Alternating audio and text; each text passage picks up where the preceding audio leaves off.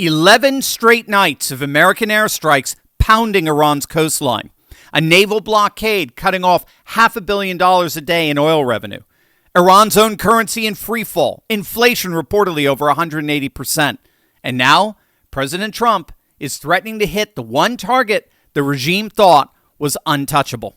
Stick me to the very end of this video because I'm going to break down something nobody in the legacy media is explaining. Why the moves that look chaotic on the surface are actually the opening lines of a checkmate that's been building for months. And once you see the board the way Trump sees it, you won't look at this war the same way again.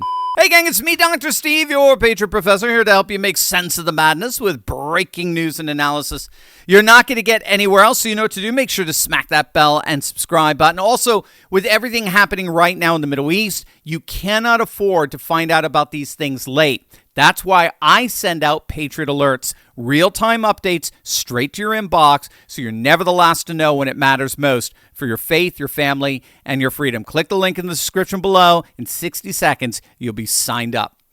In the last 24 hours, U.S. Central Command has unleashed a firestorm on Iran's coastline. Command centers reduced to rubble. Missile and drone launch sites obliterated. Air defense systems wiped off the map. This new offensive isn't just degrading what's left of Iran's firepower, it's driving back their ability to project power mile by mile until nothing is left standing close enough to threaten the strait. Mass explosions were reported in Sirik, Bandar Abbas, and Qeshm Island, all critical coastal choke points along the Strait of Hormuz. This follows earlier strikes that really set this new phase in motion. A 90-minute wave of precision strikes against Greater Tum Island, a strategic outpost Iran seized from the UAE back in 1971, hitting coastal defense systems and cruise missile storage and launch sites. And around the same time, we saw perhaps the most insane moment in this conflict. U.S. forces deployed Saronic Corsair unmanned surface vessels in combat for the very first time ever, striking a submarine and ship maintenance facility at Bandar Abbas on Iran's coast. That's not a symbolic hit. That's the U.S. Navy debuting an entirely new class of weapon, literally Terminator-style weapons against Iran's naval infrastructure, never seen before and with devastating effect. And now, the key target that military analysts are keeping their eye on is Pickaxe Mountain. This is the big one. So after Operation Midnight Hammer obliterated Iran's three main nuclear sites, Fordow, Natanz, and Isfahan, Israeli intelligence now believes Iran quietly moved thousands of advanced centrifuges into a granite fortress buried as much as, we're talking hundreds upon hundreds of feet under a mountain known as Pickaxe Mountain, just a couple of miles from Natanz. This is their plan B. Iran spent years reinforcing the site specifically because they knew their above-ground facilities were vulnerable. And here's why this target is different from anything we've hit so far. Pickaxe's tunnels are estimated to run somewhere between 260 and 330 feet into solid granite, deeper than Fordow, which was already considered the crown jewel of Iran's nuclear program in terms of security. For example, the GBU-57 massive ordnance penetrator, our most powerful bunker buster, is designed to punch through roughly 200 feet of earth, which leaves the Pentagon staring down three options. Stack a dozen 14-ton bunker busters on the exact same spot, one on top of the other, and hammer through granite like driving a nail. They could send in commandos on the ground to plant charges by hand in a facility that might be booby-trapped, or they can reach for a weapon nobody in Washington wants to say out loud. We already kind of saw that hitting the coastal with the unmanned ships. That's what we'll be looking for in the hours and days ahead. How are they going to take Pickaxe Mountain out? Now, while the bombs fall, the other half of this strategy is just as brutal. Economic strangulation. The U.S. enforced naval blockade remains in full force, and it's cutting Iran off from close to $500 million a day in oil revenue. Despite Iran's best efforts to shut the strait down completely, U.S. forces have helped facilitate the transit of roughly 900 commercial vessels and 450 million barrels of crude oil since early May. More than 50,000 American troops remain in theater to keep that flow moving, and every barrel that gets diverted through American-controlled routes is a barrel Iran doesn't get paid for, while U.S. exporters like West Texas Crude get richer by the day. So this is the pincer move. This is the vice grip that U.S. forces have imprisoned Iran with. And it's all designed to forever erase Iran's sole trump card, their one point of leverage that they've used against the international oil trade for 47 years, the mere threat of shutting down the Strait of Hormuz, where 20% of the world's oil flows through. That threat alone was enough to get the entire international community give Iran whatever it wanted. That threat is now being rendered completely and forever inert. Every time Iran threatens the strait, their military and infrastructure is bombarded, all the while their economy is cut off from $500 million a day in oil exports by a U.S.-led blockade, which in turn fractures the regime from within. In other words, their one trump card, if they ever try to play it, only ends up destroying them. And it's showing. Iran's own former presidential advisor, Masoud Nili, admitted publicly that their economy was, quote, breaking open.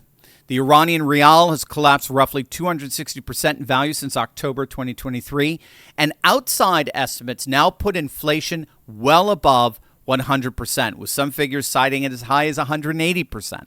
One state-aligned Iranian commentator admitted on state television that the Americans have put them in a vicious cycle and they are slow boiling us like a frog.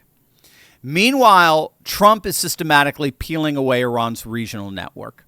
Lebanon's president visited the White House for the first time in 15 years, and the United States is now working to train and vet Lebanese units to purge Hezbollah for good, potentially even paving the way for Lebanon to do the unthinkable, to join the Abraham Accords and align with Israel. Iraq signed off on a Chevron pipeline running oil from Baghdad through Syria to the Mediterranean, meaning tankers can now bypass the Strait of Hormuz entirely. ConocoPhillips took a major stake in Iraqi oil. Starlink is entering Iraq. JP Morgan is opening a branch in Baghdad. Deals worth some $60 billion. Iraq, Syria, Lebanon, they're all being pulled out of Tehran's orbit in real time and realigned around a pro-American alliance. And this is all part of Trump's 4D chess that's completely realigning the world around America and American interests in ways we've never seen before. This is going to absolutely blow you away. But first, you and I are living in a world where plastic is no longer just around us, it's inside us. And these microplastics, they don't just stay in your brain. It's bad enough. When that ecosystem is disrupted, your health can suffer, triggering inflammation, high blood sugar, and oxidative stress, the leading driver of cancer.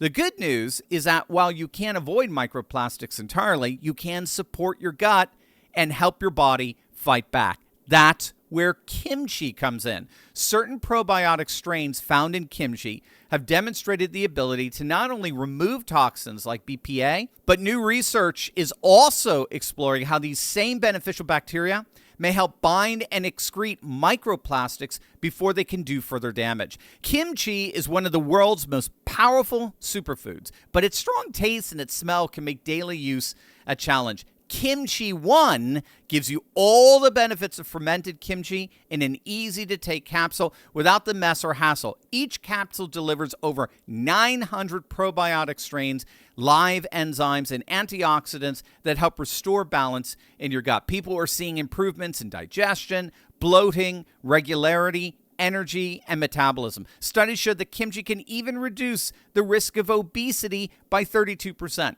Kimchi 1 is made with all natural, non-GMO ingredients, and it's 100% made right here in the good old USA. I personally love knowing that I'm supporting my gut, my immune system, my overall health with one simple daily capsule. So if you're looking for an easy way to help your body fight back against today's toxic environment, Kimchi 1 is it. You can get 25% off your order by going to the link below, or for an even better deal, call my friends at Brightcore, and they're going to give you up to 50% off plus free shipping. Give them a call, 888-597-0233. That's 888-597-0233. The first 100 callers to order will also get a free bottle of vitamin D3. Again, you only get the 50% off, free shipping, and free bottle of vitamin D3 when you give them a call. Once again, that number is 888-597-0233.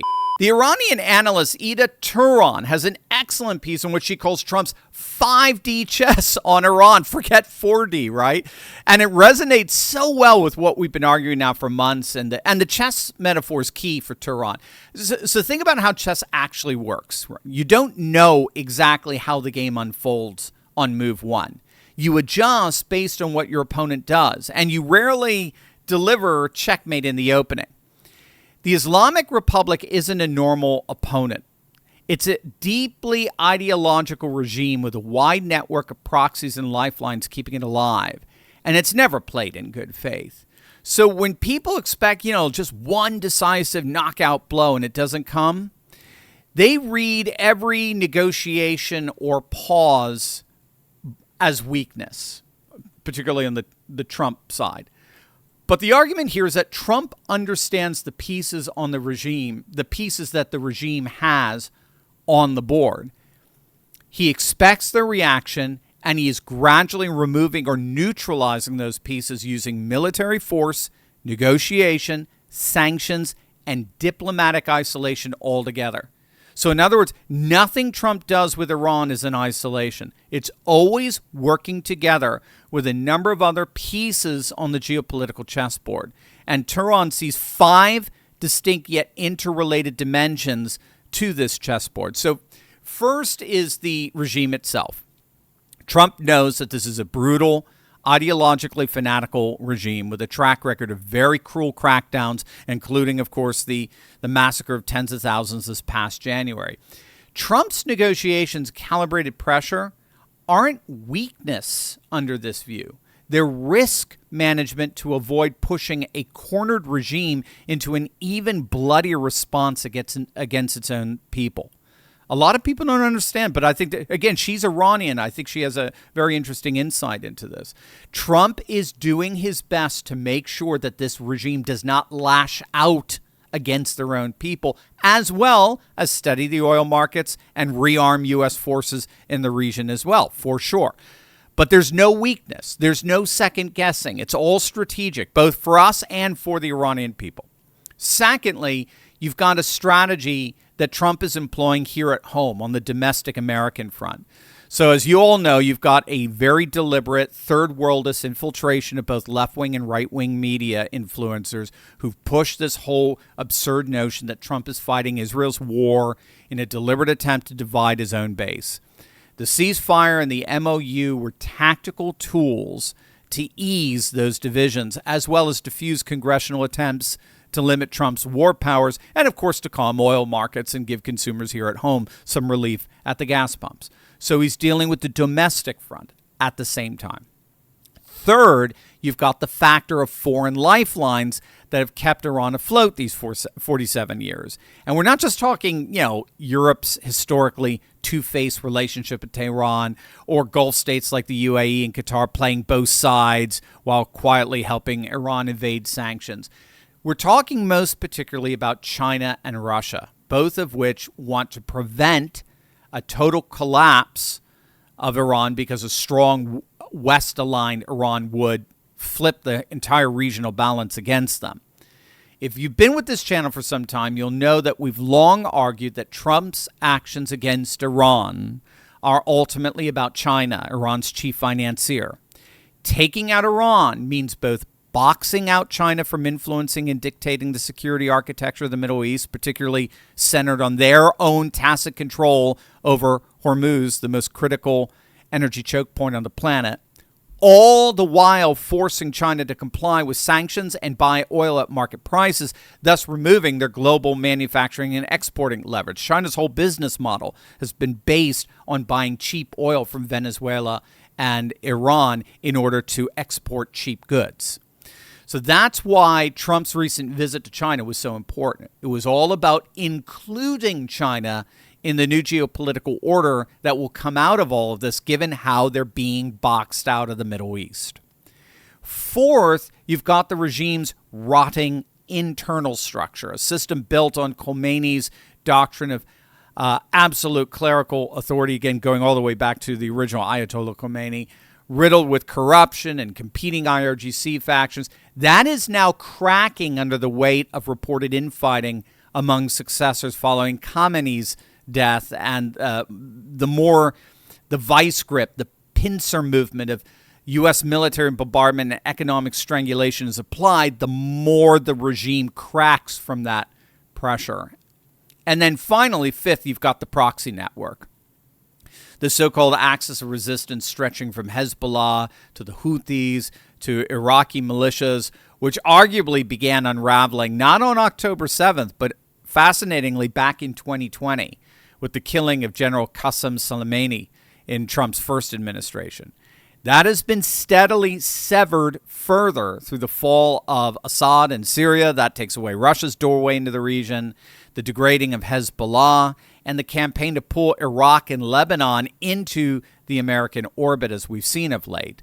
And so when you take all of these moves on the geopolitical chessboard, the ideological nature of the regime itself, the pressures on the domestic front here at home, the foreign lifelines and the influence of China, the regime's internal infighting, and the unraveling of their regional proxies like Hezbollah and Hamas, the conclusion of this argument is straightforward. Strategic patience, layered pressure across all five of these dimensions at once, and avoiding the traps that lead to all-out regional war is what a serious, long-term strategy against a regime like this actually looks like, even if it doesn't satisfy people looking for an immediate, single, decisive strike. And no, we're not talking about forever wars either. Whether or not you buy every layer of that argument, one thing is undeniable. The military and economic pressure campaigns are real, they're documented, and they are converging on a regime that is, by its own officials' admission, cracking under the weight of both.